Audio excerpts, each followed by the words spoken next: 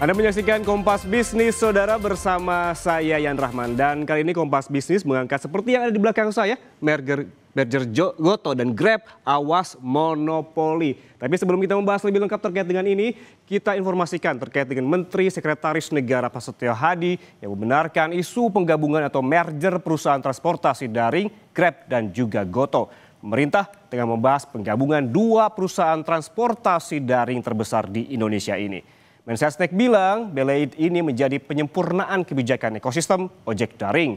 Menurut rencana, Grab akan membeli Goto untuk kemudian melakukan merger perusahaan. Tujuan dari merger Grab dan Goto untuk memastikan operasional dua perusahaan ini tetap berjalan. Pembahasan merger Grab dan juga Goto dilakukan langsung bersama Presiden Prabowo Subianto. Badan Pengelola Investasi dan Antara akan terlibat dalam proses merger Grab dan juga Goto seperti yang disebutkan oleh Mensesnek sebelumnya. Saudara, keputusan ini disebut bagian dari hasil diskusi Grab dan Goto saat bertemu dengan Presiden Prabowo Subianto beberapa waktu lalu. Tujuannya apa? Menurut Mensesnek, pemerintah terlibat dalam penggabungan keduanya untuk memastikan keberlangsungan operasi kedua perusahaan. Perusahaan ojol dinilai memberikan layanan yang sangat vital dalam menciptakan banyak lapangan kerja yang kini diakui sebagai pahlawan ekonomi yang menggerakkan roda perekonomian. Tentu masih menjadi misteri bagaimana teknis realisasinya dan juga mengapa pemerintah terlibat dalam keberlangsungan operasi kedua perusahaan. Mari kita lihat kinerja keuangan dari dua perusahaan transportasi online ini dalam data berikut. Nah, ini dia. Kita lihat di sini. Dari posisi neraca keuangan Goto tercatat total aset sepanjang tahun 2024 sebesar 43,2 triliun rupiah dan liabilitas sebesar 12,8 triliun rupiah. Maka total aset dikurangi total liabilitas maka muncul total ekuitas di tahun 2024 sebesar 30,4 triliun rupiah. Lalu bagaimana dengan tahun 2025 atau tahun ini? Berhubung yang tercatat baru hingga September lalu, maka potensi pertumbuhan neraca keuangan Goto masih sangat terbuka lebar. Hingga September 2025 total aset Goto sebesar 42,1 triliun rupiah. Sementara total liabilitas atau kewajiban yang harus dibayar sebesar 13 triliun.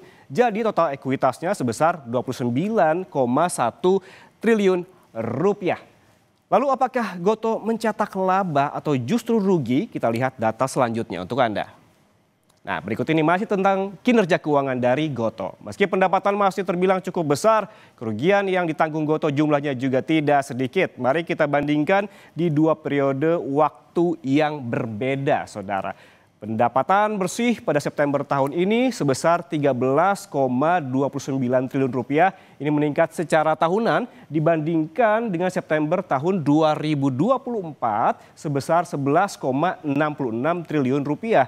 Sementara kerugian pada tahun 2025 juga terbilang membaik dibandingkan 2024. Rugi usaha tahun ini sebesar 222,37 miliar rupiah, jauh lebih sedikit dibandingkan tahun lalu sebesar lebih dari 2 triliun rupiah. Rugi periode berjalan tahun ini sebesar 996,98 miliar rupiah, sementara September 2024 sebesar 4,5 triliun rupiah. Sedangkan rugi bersih tahun ini jumlahnya 775,55 miliar rupiah, tahun sebelumnya 4,3 triliun rupiah. Meskipun memang membaik, tapi yang namanya rugi tetaplah kerugian.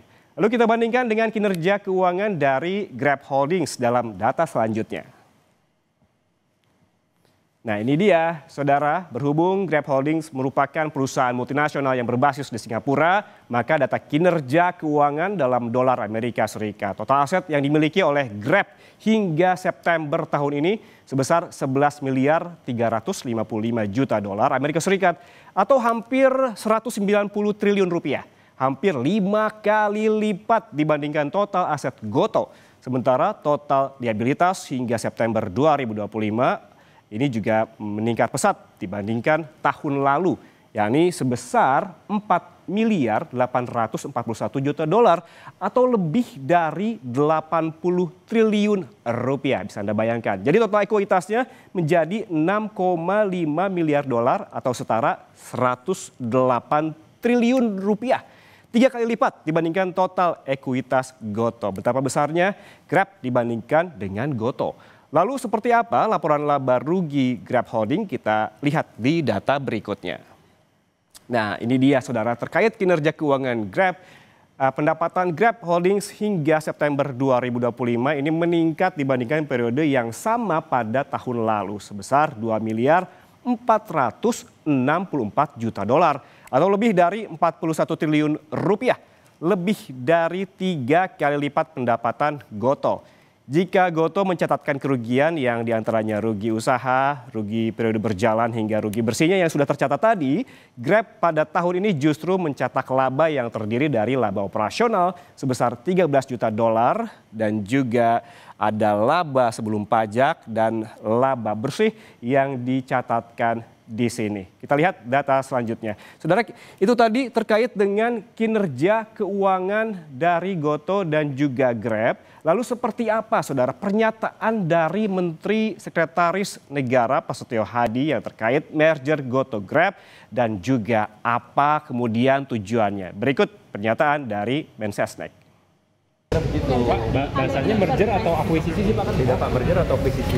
Ya masih dicari bentuknya. Pokoknya penggabungan mereka berdua gitu Pak di Indonesia. Itu perintah dari Pak Prabowo atau gimana Pak? Maksudnya itu hasil diskusi dari Pak Ini lagi dicari skemanya. Tapi nggak akhirnya monopoli gitu Mas? Hah? Akhirnya nggak menciptakan monopoli bisnis gitu? Ya, berarti skemanya bisa merger, bisa akuisisi gitu Pak? Ya. Ada deadline-nya nggak Pak? Kapan?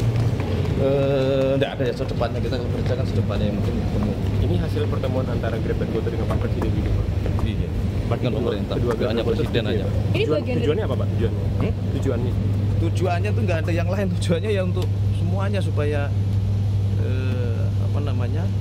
perusahaan ini tetap berjalan karena bagaimanapun perusahaan ini adalah pelayanan yang di situ tercipta tenaga kerja saudara-saudara kita yang menjadi mitra itu jumlahnya cukup besar dan sekarang kita tersadar bahwa ojol adalah pahlawan ekonomi, menggerakkan ekonomi. Jadi tujuan utamanya arahnya ke situ.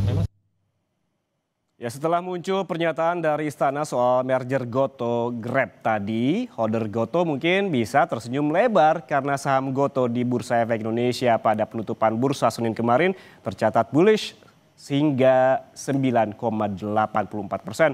Sementara kinerja saham Gotoh dalam 1 tahun terakhir ini naik sebesar 3,08% dengan harga tertinggi saudara ini ada di 4 Februari 2025 sebesar 87.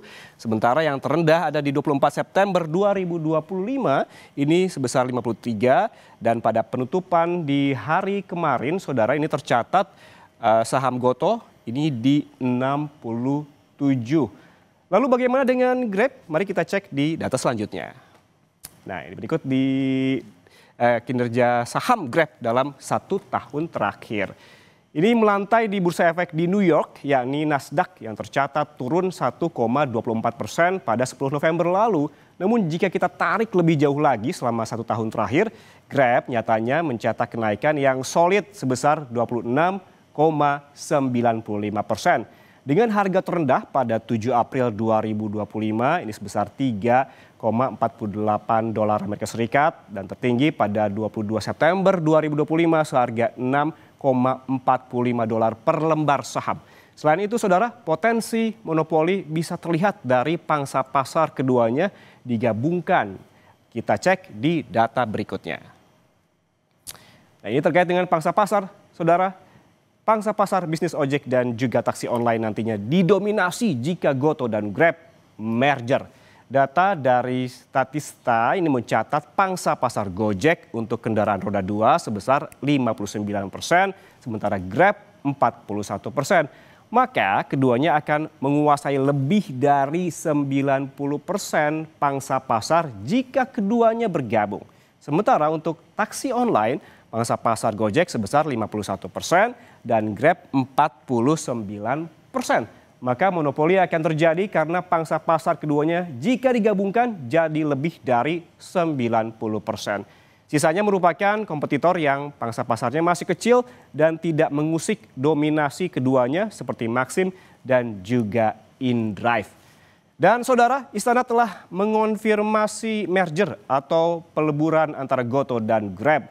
Perlukah merger ini terjadi? Dan bagaimana kekuatan undang-undang anti monopoli jika Mensesnek sudah mengiyakan? Kompas Bisnis akan tanya Profesor Pasar Modal dan Guru Besar Ekonomi Universitas Indonesia, Budi Frensidi. Usai jeda, kami kembali untuk Anda.